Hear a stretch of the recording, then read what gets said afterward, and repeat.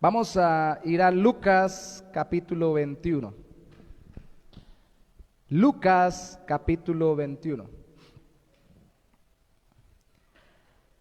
Pero en esta ocasión vamos a leer los versículos 5 y 6. Lucas 21 del 5 al 6. Dice, y a unos que hablaban de que el templo estaba adornado de hermosas piedras y ofrendas votivas, dijo, en cuanto a estas cosas que veis, días vendrán en que no quedará piedra sobre piedra que no sea destruida. Días vendrán en que no quedará de esto que veis piedra sobre piedra que no sea destruida. ¿A quiénes le dijo eso Jesús? A quienes le estaban diciendo, mire qué bonito el templo de Jerusalén. El templo construido por Herodes, históricamente se sabe que fue este gobernante judío puesto por el Imperio Romano, el que construyó este templo, y se cree que era una de las maravillas del mundo en esa época también. Muy hermoso, muy grande y muy adornado en ese momento, porque no solamente eran hermosas su construcción y sus piedras, sino también los adornos de la festividad religiosa de ese momento, que obviamente debía ser ya para ese punto de la vida de Cristo, la fiesta de la Pascua, porque ya estaba Él por morir por nosotros en esa semana. Estaba muy hermoso, muy bonito.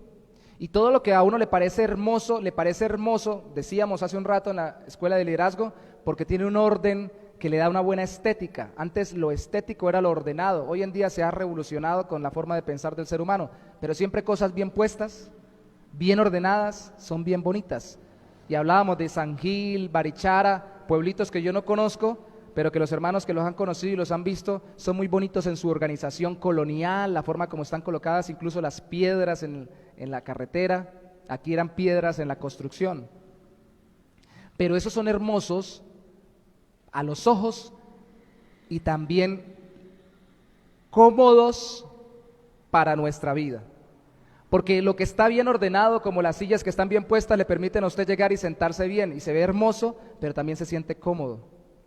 Lo que está bien organizado y se ve bien bonito y es estético, además de ser hermoso a los ojos, es cómodo y deleitoso a la experiencia, al uso.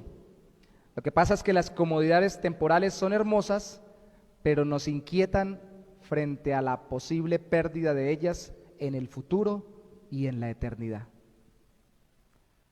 Así como estaban atemorizados, según dicen otros evangelistas de este mismo texto, los mismos discípulos junto con la demás gente, de perder ese hermoso templo y perder la comodidad de la adoración de la época. Muchos nos atemorizamos. Perder el trabajo, perder las posesiones, perder no solamente el empleo, sino el lugar donde vivo, perder las personas con las que me relaciono, pero sobre todo perder lo que tengo en este mundo, sea temporalmente para luego recuperarlo. Me da cosa quedar en la ruina, quedar sin nada, quedar sin cosas, pero también en la eternidad. La mayoría de la gente no se quiere morir porque está aferrado y no se quiere ir. Qué bonito, esto me gusta, no quiero dejar de disfrutarlo, no quiero perderlo. Se aferran o nos aferramos porque nos acostumbramos. Y lo lamentable, ¿sabe qué era, hermanos? Para el mismo ser humano, que Cristo vino a traer algo mejor, y para lo mejor tenía que perderse lo anterior, que no era malo, era bueno, pero Él era mejor, y el nuevo pacto era mejor. Y una de las cosas que iban a perder era ese templo. Ese templo iba a ser destruido, porque ya no, la adoración no iba a estar centrada en un culto ceremonial con animales muriendo por el pecado del hombre, porque ya no era necesario, porque ya el Cordero perfecto inmolado, Cristo, habría muerto, en esos días moriría por nuestros pecados. Y quien creyera en Cristo no tenía necesidad de volver a llevar un animalito a un sacrificio, porque ya Cristo había muerto para pagar por nuestros pecados. Pero ellos estaban aferrados, estaban asustados. Es muy bonito el templo. ¿Cómo nos parece el local? Ayer el pastor que enseña, que es de la iglesia de Girón, no de la Bautista, sino una iglesia de corte más carismático, un pastor que enseña en el IVIVA, pero que estudió en la Bautista, en la universidad, y tiene un corte muy doctrinal y muy sano. Me decía, pastor, pero el local lo tienen ya adornado con cuestiones de sonido. Yo le dije, pues parecen adornos, pero es más cuestiones de utilidad para que no nos rebote tanto el sonido. Estuvo detallando. Para que nos sea útil, tenemos que acomodarlo u organizarlo, pero a veces en lo útil y lo hermoso nos aferramos. ¿Qué si llega un terremoto y se nos cae el local? ¿Qué si viene un vendaval, aquí no hay tsunamis, alguna clase de catástrofe, y lo vamos a ver en este texto de forma muy somera, pero lo vamos a ver, y nos hace tener que salir de este lugar? ¿Dejamos de ser iglesia? ¿Deja de ser Dios nuestro Dios? No. Pero ya lo hemos logrado tener, sí, pero no lo tendremos cuando Cristo regrese, porque no habrá necesidad, todo va a ser transformado de este local. Alguien dirá, pero habrá cosas mejores, sí, pero nos cuesta pensar que perderemos lo que tenemos. Así como cuando nos cuesta pensar perder un familiar, y está bien, porque el familiar está muy cercano, la persona querida, pero si es creyente nos encontraremos con él en la eternidad, y aún sin embargo nos cuesta pensar que lo perderemos.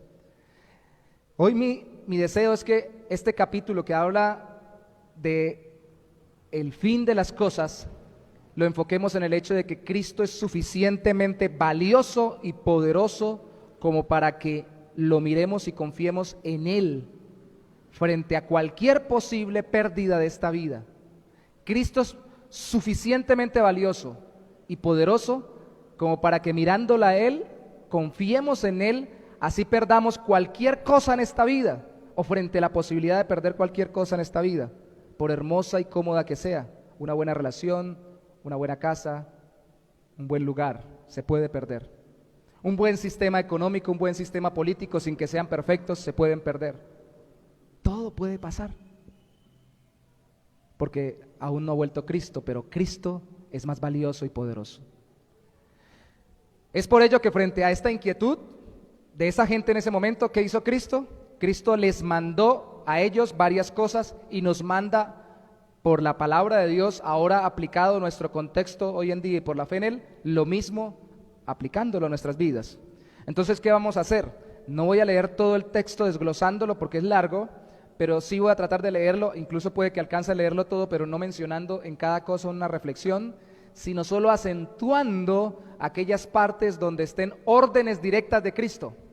Frente a esta inquietud de que se va a perder el templo, entonces para ellos era el fin del mundo. En Mateo registra ¿cuándo sucederán estas cosas? ¿Cuándo se va a acabar este templo y cuándo será tu venida y el fin de todo? O sea, ellos pensaban, si se cae el templo, se acaba todo, ya es el fin del mundo.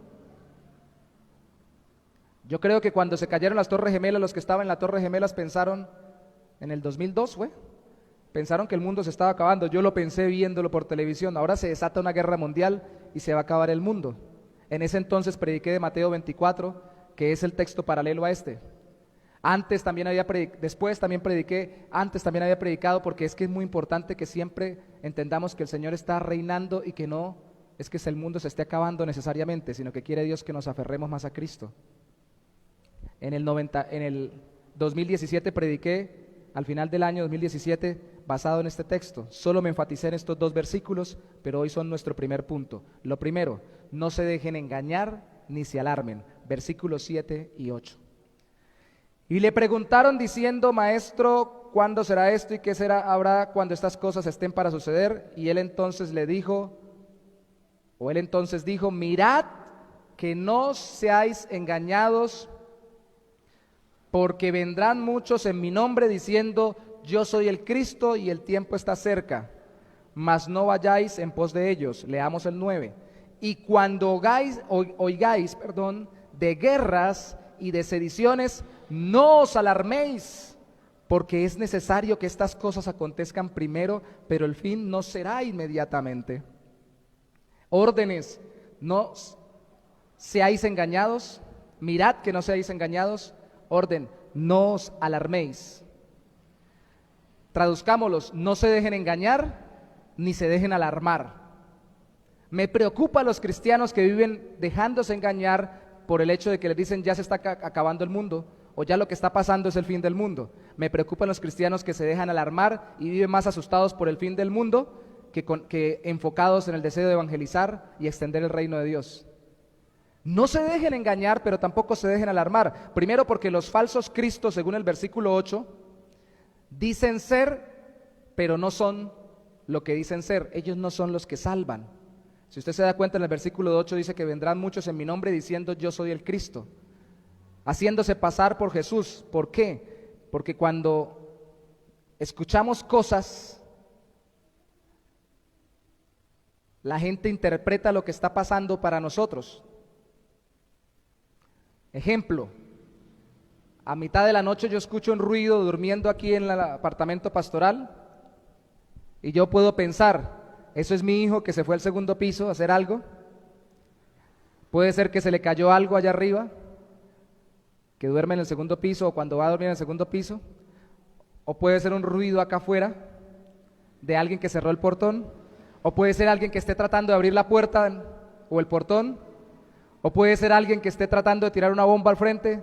Hay tantas cosas porque los ruidos aquí retumban mucho. Y si mi esposa se levanta, que nos ha pasado, ¿no, mami? O ella hacia mí o yo hacia ella. ¿Se escuchó? ¿Será que alguien se está metiendo? Interpreta uno el ruido. Y lo que está pasando toma sentido de acuerdo a lo que me están diciendo. Esto de no dejarse alarmar y no dejarse engañar es porque frente a las cosas que suceden, escuchamos cosas que se nos dicen. Esto es frente a lo que se dice de lo que está pasando.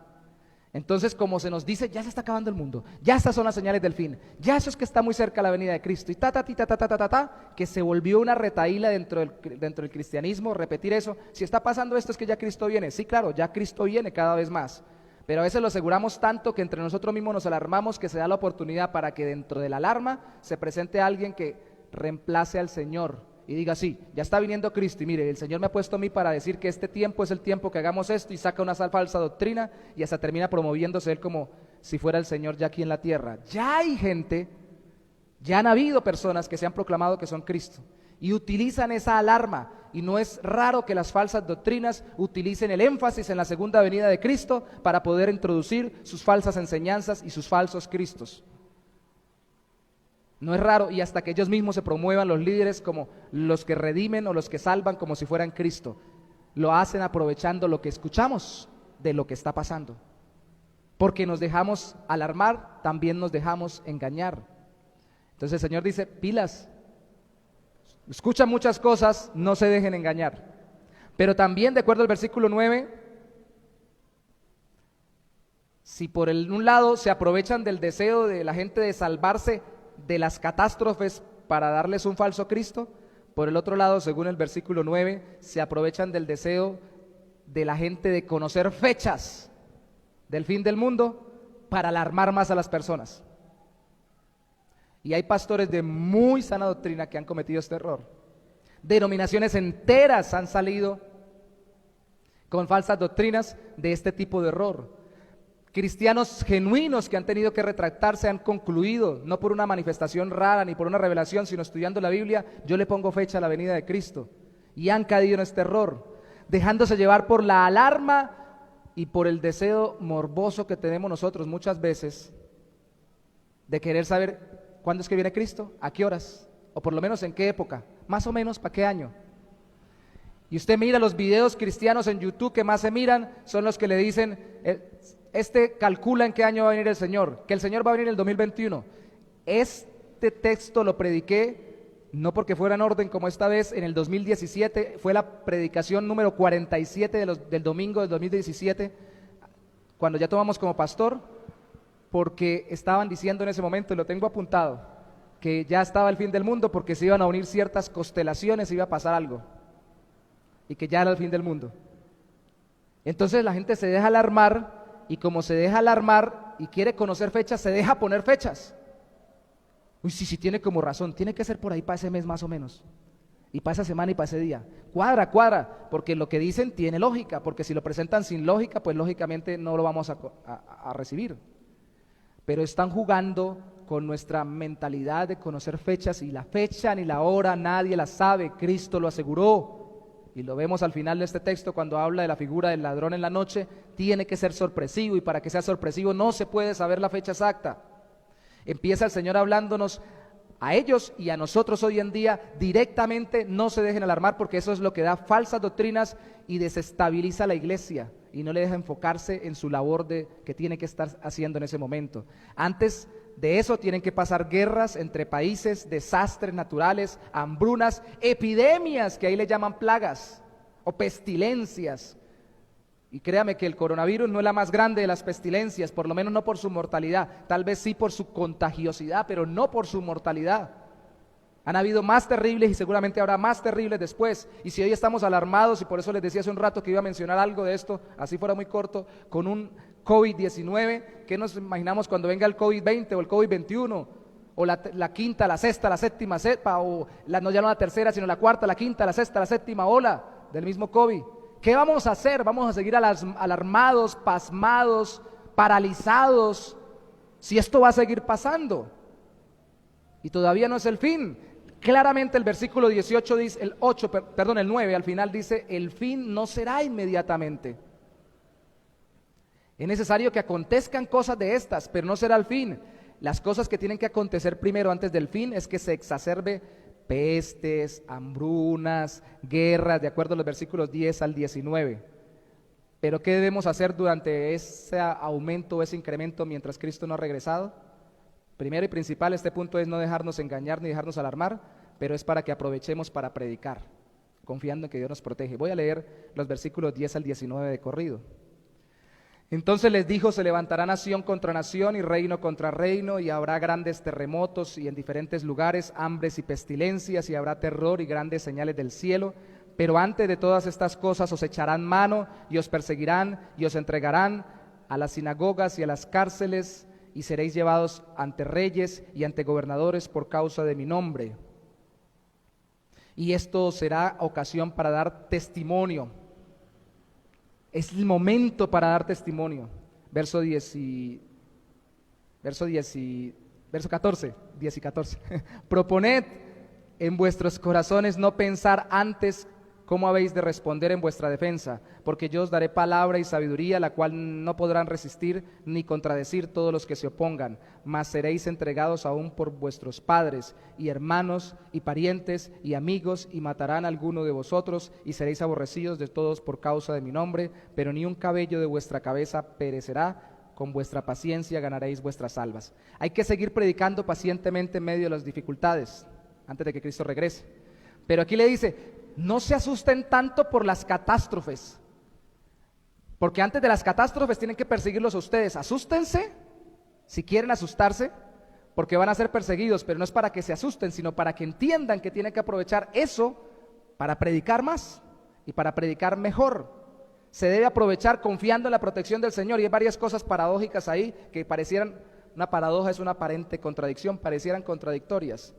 Lo primero es que dice, proponed en vuestros corazones, versículo 14, no pensar antes cómo habéis de responder en vuestra defensa. ¿Eso quiere decir que no tengo que preparar una predicación los domingos para la iglesia? ¿Eso quiere decir que no tengo que estudiar la Biblia regularmente? Eso quiere decir que confíe en el Señor y que no me estrese pensando, ay, ahora me agarraron preso, yo tengo que predicarle pero yo no alcancé a preparar el sermón. No importa que no lo haya alcanzado a preparar. No importa que usted ya viene estudiando, ya viene preparándose en el Señor por su comunión, y cuando le agarre un cataclismo, una persecución, algo terrible, Dios le va a recordar. Y a veces nos angustiamos demasiado pensando, ¿saben por qué nos angustiamos? Porque queremos las circunstancias perfectas. Señor, llévame para predicarle al presidente. Yo quiero predicarle al presidente de esta república, de todos los presidentes. ¿Y qué tal que el presidente de la república de turno sea un tirano y el gobierno sea una anarquía, sea una tiranía? Y la forma en que yo llegue hasta allá donde él, sea que él me agarre y me ponga preso y me ponga enfrente de él para decirme, bueno, cuénteme qué es lo que usted dice. Usted está preso y lo voy a matar, pero hable a ver. ¿Es una oportunidad? Voy a decir, Señor, así no lo quiero. Yo lo quiero es que él me invite a la casa, me dé una piña colada, me sirva una buena comida y me diga, yo quiero escucharte porque me encanta el evangelio. No, pregúntenle a Pablo. Pablo, cuando llegaba a las diferentes ciudades, decían algunos alguna vez jocosamente, no preguntaba seguramente cómo son los hoteles o las posadas en este lugar si las hay, sino que preguntaba cómo son las cárceles aquí, porque por lo general terminaba en una.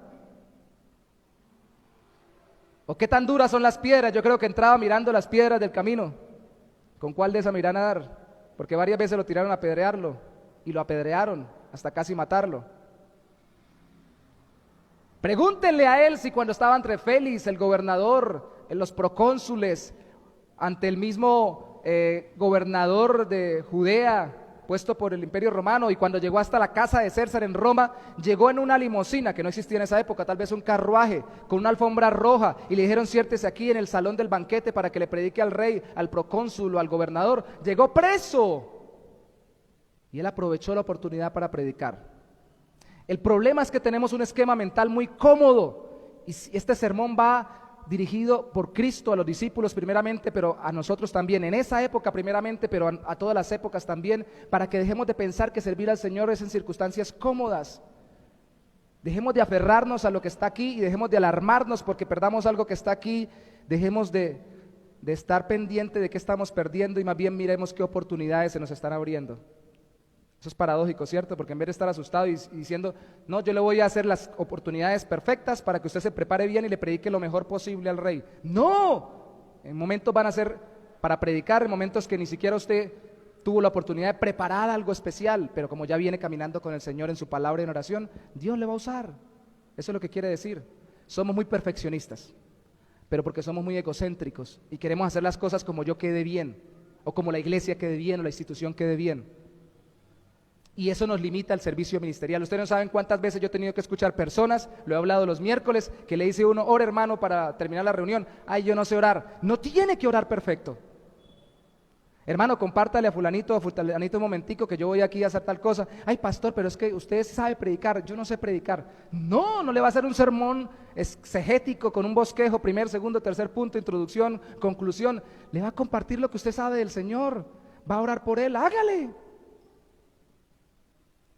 Y eso, así me suene raro para sus oídos o para mis propios oídos, no es humildad, es orgullo. Porque quiero yo ser bien visto y hacer las cosas perfectas para sentir que lo hice bien como debe ser. Y no me dejo usar en las circunstancias más adversas.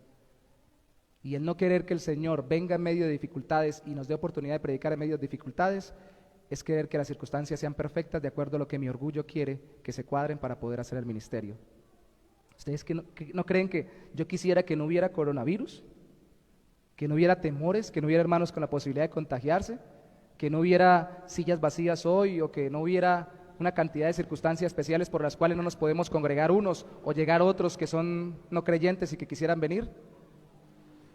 Pero Dios me puso para ver la oportunidad acá, ahora, en estas circunstancias y para hacer su obra en medio de todo eso. Así que no nos dejemos llevar por la alarma, ni nos dejemos engañar. Algunos dicen, pero yo no me dejo engañar, pero está tan llevado por la alarma que su ministerio o su vida ministerial o de servicio al Señor está paralizada. Y si está paralizada su vida de servicio al Señor, usted está alarmado o está alarmada. Porque la alarma paraliza. Algunos salimos corriendo, otros nos quedamos paralizados del miedo. No podemos dejarnos paralizar. Eso es lo que está diciendo el Señor. Y lo otro paradójico en eso que acabé de leer es el hecho de, tranquilos que este creo que es el punto más largo, el primero, es que dentro de aprovecharlo todo dice en el versículo 16, matarán al final algunos de vosotros, pero en el 18 dice, ni un cabello de vuestra cabeza perecerá. ¿Cómo así? Si nos matan algunos, ¿cómo no va a perecerle el cabello de la cabeza? Al fin, ¿mueren o no mueren? Las dos cosas. Aunque mueran, están siendo guardados en el Señor hasta que mueren. Y cuando mueren, pasan a la presencia de Dios. Sus cabellos, cuando resuciten y venga el reino eterno, van a estar con ellos. Su vida entera no va a perecer. Pero a veces pensamos que no se me caiga el cabello. Miren, hermanos, una de las cosas que pensé yo tan pronto comenzamos el ministerio y lo tomamos acá, como al año y medio, 2 años, es cómo me he envejecido. Ya tengo muchas canas. En este año ya se me han bajado las canas, pero me empezaron a salir canas acá en Bucaramanga. No les estoy echando la culpa. Pero dije, me estoy llevando porque sí hay una forma de explicarlo científicamente, que por el estrés se produce oxidación, a nivel del cuero cabelludo y se producen canas también por el estrés. Entonces uno dice, al fin el Señor me va a guardar para hacer la obra, o me va a poner canoso, me va a caer el pelo aquí y no me va a dejar hacer la obra acá el Señor. No, hermanos, aquí no está hablando de que no padezcamos absolutamente nada, está hablando de que el Señor nos va a guardar hasta cuando cumplamos el objetivo, que es extender su reino. Y cuando ya no tengamos más que cumplir de parte de Él, pues nos lleva. Y créame, no voy a tener canas en la eternidad, yo estoy seguro. Por lo menos voy a tener canas, es mi teoría, no está escrito en la Biblia, si se me ve mejor. Si es la mejor forma de representar el estado en el que el Señor nos tiene en gloria. Pero si no, no importa si tengo o no tengo, voy a estar con Cristo en la eternidad. No voy a estar pensando y se me está cayendo el cabello, me estoy estresando, me estoy envejeciendo aquí lidiando con tantas cosas. Ay. Una vez más, dejen el afán y aprovechen la oportunidad. No se paralicen, es lo que le está diciendo. Dios los está guardando hasta el día que tenga que llevárselos. Algunos los van a morir, pero otros Dios los va a guardar hasta que terminen muriendo de vejez. Pero a ambos Dios los está guardando. Por eso parece contradictorio, pero es complementario. No se dejen engañar ni se dejen alarmar. Lo otro, segundo, y ese no se dejen engañar ni alarmar, es frente a lo que se dice del fin del mundo. Pero lo segundo, huyan y no entren en riesgo. Versículo 21. Entonces los que estén en Judea huyan a los montes, y los que en medio de ella váyanse, y los que estén en los campos no entren en ella. Y eso, pero Señor, eso sí parece una alarma, o sea, ¿cómo al fin? No me dejo alarmar, pero voy a salir corriendo. Una vez más, no es contradictorio, es complementario. Porque la actitud de alarma no me deja aprovechar la oportunidad en medio del sufrimiento. Pero eso no significa de que no me deje guiar en medio de ya no de lo que se dice, sino de lo que sucede en ese momento, y Dios me guarde. Entonces, frente a esta pandemia que está pasando, no quiere decir que vaya irresponsablemente y lidiando con personas y las contagio, me deje contagiar pensando eso, no tengo que alarmarme, no tengo que asustarme, no, puedo responsabilizarme y hacer hasta donde sea posible para ayudar a los demás y guardarlos y guardarme a mí mismo.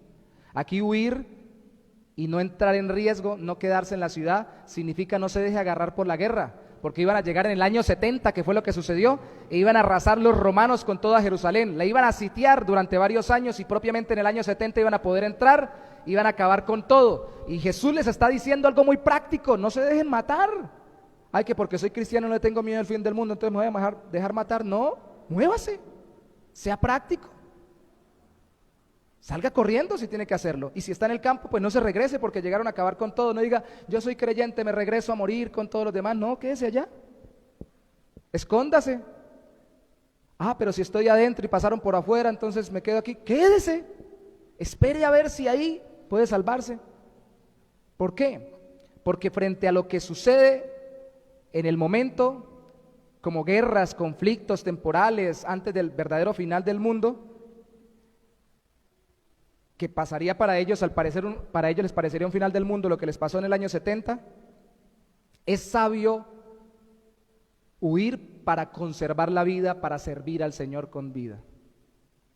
O sea, yo no me voy a hacer matar deliberadamente, que porque soy cristiano, si puedo esconderme, vivir y seguir predicando el Evangelio.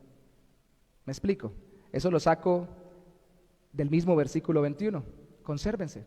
Ahora, mire el versículo 20 conmigo: cuando viereis a Jerusalén rodeada de ejércitos, sabed entonces que su destrucción ha llegado. Era algo que les iba a pasar a ellos y Cristo les está advirtiendo. Históricamente hablando, yo he escuchado a varias personas referir a historiadores que dicen que con la toma de Jerusalén en el año 70 murieron muchos judíos, pero al parecer los que menos murieron fueron los judíos cristianos.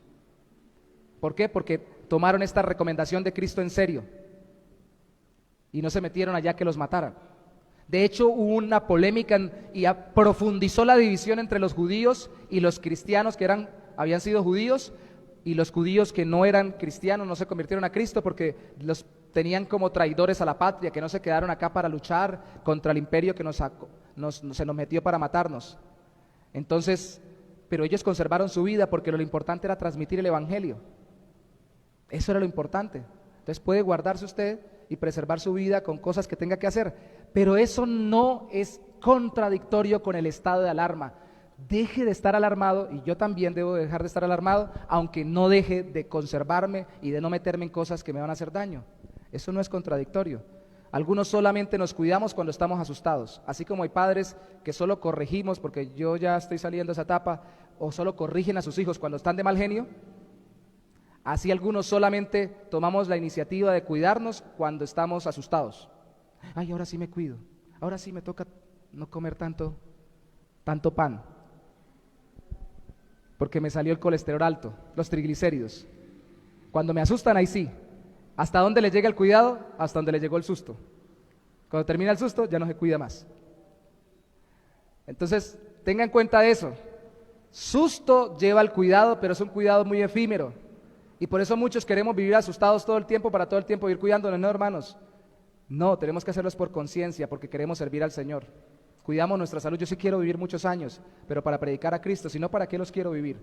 Y para dar testimonio del Señor. Cada guerra trae juicios determinados por Dios, de acuerdo al versículo 22 también, y de acuerdo al versículo 23, cada guerra afecta a los más vulnerables, porque Cristo dice, en el versículo 23 del capítulo 21, dice, mas hay de las que estén encintas y de las que críen en aquellos días, porque habrá gran calamidad en la tierra e ira sobre este pueblo. Entonces podemos cuidar a la gente más vulnerable. Pobrecita las personas que estuvieran embarazadas y que no pudieran salir corriendo rápido. Esto fue algo muy terrible, fue una mortandad muy tremenda, fue algo catastrófico. Algunos lo comparaban con el sitio que sufrieron los judíos y que quedó reflejado con las tragedias que se muestran en el libro de Lamentaciones. En el libro de Lamentaciones dicen que tuvieron que matar a sus propios hijos, algunas mujeres, para comer, porque estaban con mucha hambre. O sea, las guerras son trágicas, las persecuciones son tremendas, los sufrimientos son muy dolorosos. No es que no vayan a suceder, pero todavía no era el fin. Vamos en el año 2000 y pico. Él les está advirtiendo no solo de lo que se dice del fin, se puede engañar y alarmar y hacernos vivir alarmados, sino de lo que sucede que pareciera el fin, pero que todavía no es el fin. Tomen previsiones, cuídense, guárdense. Pero también dice en el versículo 28, vaya conmigo al 28, cuando estas cosas comiencen a suceder, ¿cuáles cosas? Creo yo, es mi interpretación, que aquí Cristo se va así hasta el fin, ya cuando Él vaya a venir, no hasta el momento, como venía hablándoles, en que ellos fueran a ser invadidos en Jerusalén en el año 70. Versículo 28, cuando estas cosas, las que están del versículo 25 al 27, comiencen a suceder, erguíos y levantad vuestra cabeza, porque vuestra redención está cerca. ¿Cuáles cosas? De acuerdo al versículo 25 al 27, dice, leamos de primero del 25 al 26, dice, entonces habrá señales en el sol, en la luna y en las estrellas, en la tierra angustia de las gentes, confundidas a causa del bramido del mar y de las olas, desfalleciendo los hombres por el temor y la expectación de las cosas que sobrevendrán en la tierra, porque las potencias de los cielos serán conmovidas. Algunos dicen que esto alude simbólicamente a la destrucción de los poderes políticos y económicos, pero la mayoría considera que esto habla de cataclismos. Así como hubo alguna vez un diluvio, que lo que se cree es que el diluvio, si creemos que fue literal, no solamente fue que llovió mucho de arriba, sino también hubo muchos desastres acá abajo, porque se dice que se desbordaron las fuentes de las aguas de arriba y las fuentes de las aguas de abajo. Tuvo que haber existido movimientos de placas tectónicas. Si nos pareció terrible un tsunami en Indonesia hace unos años, imagínense que hayan tsunamis en todos lados, todos los volcanes de todo el mundo explotando, va a ser algo terrible. Cometas cayendo, cosas por el estilo pasando, algo cataclísmico. Si eso es lo que está diciendo, pues ya ahora sí vamos a tener en cuenta que ya ahora sí como que verdad está cerca la venida de Cristo. Pero mientras tanto es más alarma. Entonces dice, y aún entonces la recomendación en el versículo 28 es, anímense y levántense, erguíos y levantad vuestra cabeza, porque vuestra redención está cerca. ¿Cuál es el problema? Que se esté acabando el mundo, que se esté cayendo el sol y se esté apagando la luna, o al revés, se esté cayendo la luna y se esté apagando el sol, que se esté desbaratando la tierra. Si el dueño de la luna, el sol y las estrellas nos ha salvado por medio de Cristo y nos ha dado vida eterna. Entonces anímense y levántense contentos porque viene su salvación, porque los que deben desfallecer, de acuerdo a lo que pasa en el versículo 25 y 26, son los mundanos. Los que desfallecen porque el mundo se acabe son los mundanos, porque no tienen una vida eterna después. Y si es que la casita que tanto construí, la finquita, la empresita que ganaba miles de milloncitos, y nos aferramos. Ya no va a ser más. Si realmente está viniendo Cristo, el que debe realmente entristecerse profundamente es el mundano, porque no tiene otra esperanza de vida. Deben más bien animarse cuando cae el mundo de esta ya forma cataclísmica antes de que Cristo venga, los cristianos. Mire el versículo 27, entonces verán al Hijo del Hombre que vendrá en una nube con poder y gran gloria.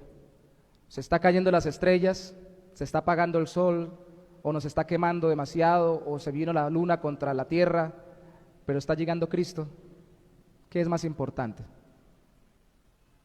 ¿Qué es más importante?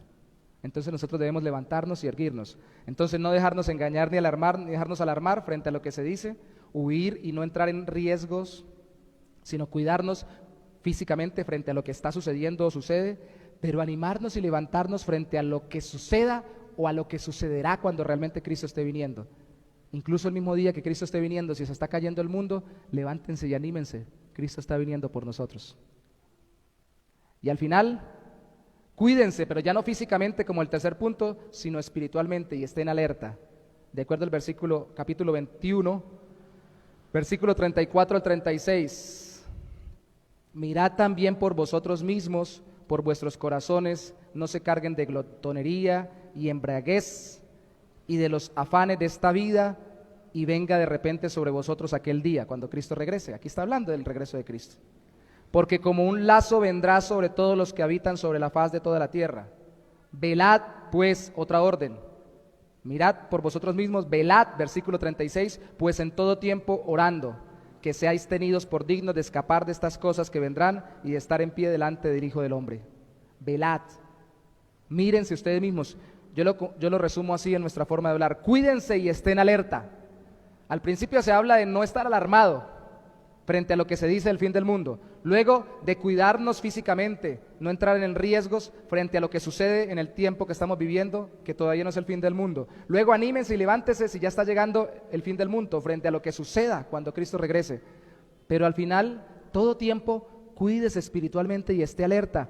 No frente a lo que sucede, ha sucedido o sucederá, sino frente a lo que seduce en este mundo. ¿Cuál es la seducción en este mundo? Como Cristo se demora en venir, hay muchas parábolas de esas aquí, además de la higuera, que se creen, según leí algunos historiadores, que era la que primero maduraba antes de las demás plantas en Israel, y por eso sabían que ya llegaba el tiempo de la cosecha. Por eso Cristo la pone como ejemplo acá, por lo que sucedía entonces. Cuando se demora la cosecha, cuando se demora en venir el gato, dicen por ahí, los ratones hacen fiesta. Entonces cuando se demora venir el Señor, todo el mundo dice, entonces me dejo llevar por el mundo un poquito.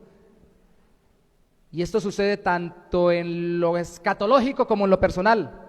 Hay personas que dicen, no, yo estoy descarriándome un poquito del Señor, pero ya cuando me vaya a morir, me arrepiento y me vuelvo al Señor. Sí, ¿cómo no? Cuídese frente a lo que le seduce en el mundo. Es como el hombre que se deja seducir por una mujer y dice, no, yo me estoy dejando seducir, le estoy llevando la cuerda y todo lo demás, pero al final le digo que no. Yo sé que al final le digo que no, o la mujer también que se deja seducir por un hombre.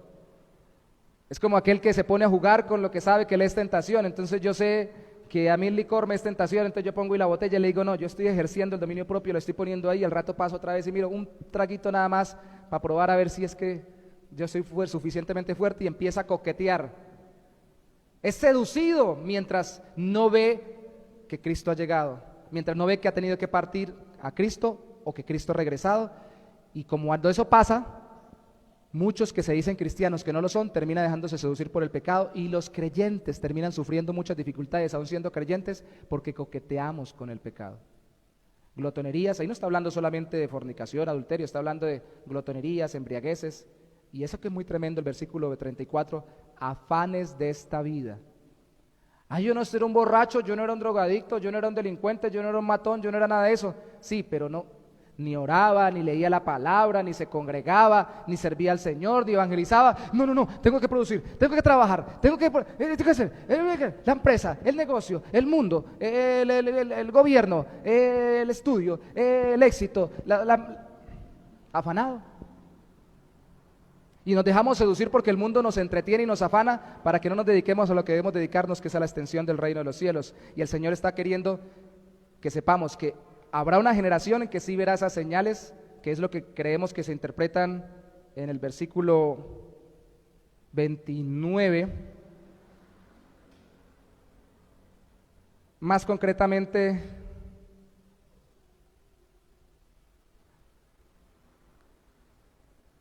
no, lo copié mal acá. Una generación que verá las señales finales. No era esa generación, muy seguramente no somos nosotros. Versículo 32 es: de cierto os digo que no pasará esta generación hasta que todo esto acontezca. Ya pasó la generación de ellos y no ha venido Cristo. O sea que esto apunta a la generación muy probablemente en que sucedan realmente estos eventos cataclísmicos cuando Cristo esté por llegar. Entonces habrá una generación que sí vea cosas muy terribles. Tal vez nosotros no lo somos. Yo estoy convencido que no somos nosotros. Pudiera ser que mañana o pasado mañana, dentro de un año, se empezaran a caer los cielos, a partir la tierra, y a verdad veamos venir a Cristo en el cielo. Bendito sea el Señor, tendremos que erguirnos y levantarnos, pero lo más probable es que no. Lo más probable es que no. Pero así habrá una generación que vea eso, y esa generación sí se va a lamentar: ay, yo me hubiera puesto juicioso a caminar con Dios.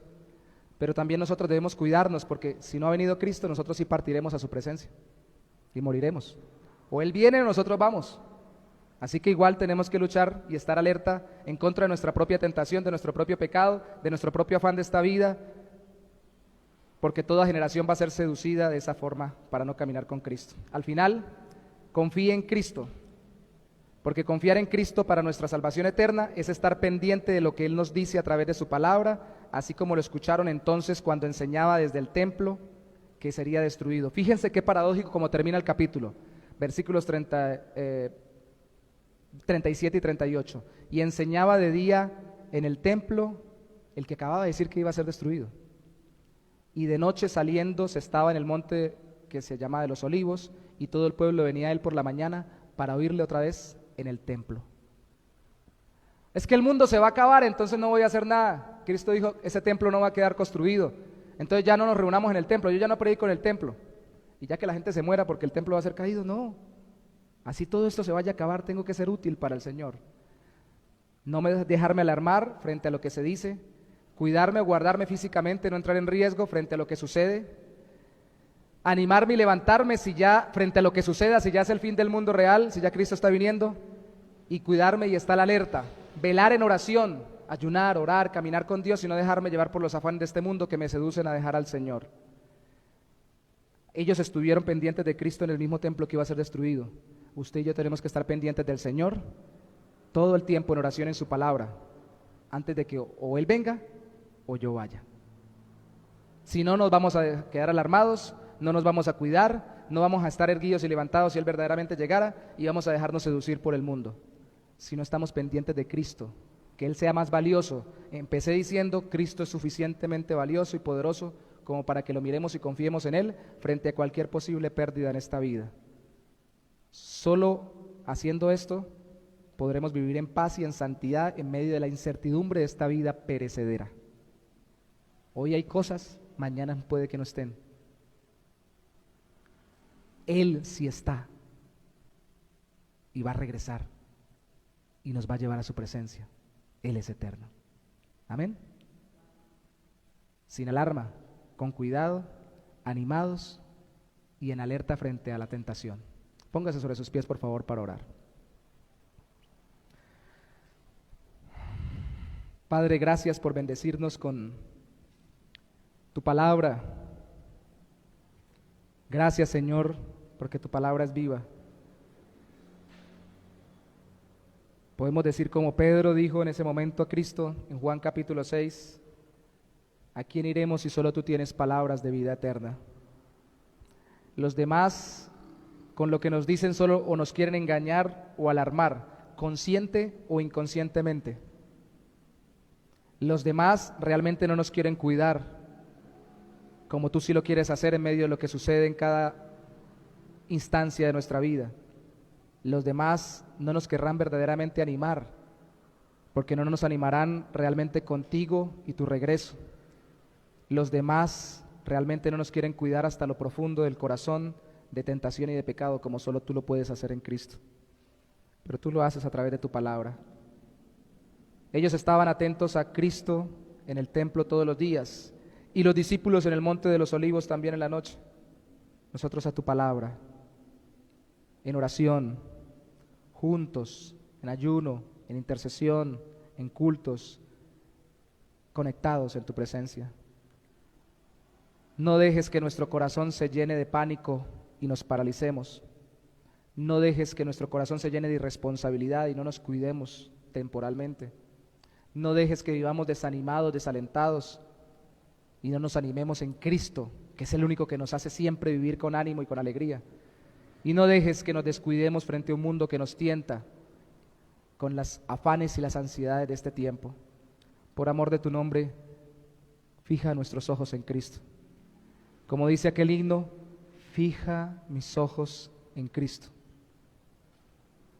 Pon mis ojos en el Señor. Mientras mire a Cristo, ni el afán, ni el engaño, ni el descuido, ni el desánimo, ni la tentación gobernarán mi vida. Sucumbiremos en algún momento, tal vez, Señor, pero tú me sostendrás mientras mire a Cristo por su palabra y en oración. Aviva tu obra en medio de los tiempos, Señor. Y si has de venir ahora, ven. La iglesia dice, ven. La esposa y el Espíritu dicen, ven. Ven, Señor Jesús. Y si me has de llevar en este tiempo o nos has de llevar alguno de nosotros, llévame. Pero si hemos de vivir en esta época, tranquilízame, úsame, anímame, cuídame física y espiritualmente para ser útil para tu reino. Te lo pedimos y te pedimos que esta semana sea una semana en que nosotros podamos enfocarnos en esto, en el nombre de Jesús. Amén y amén.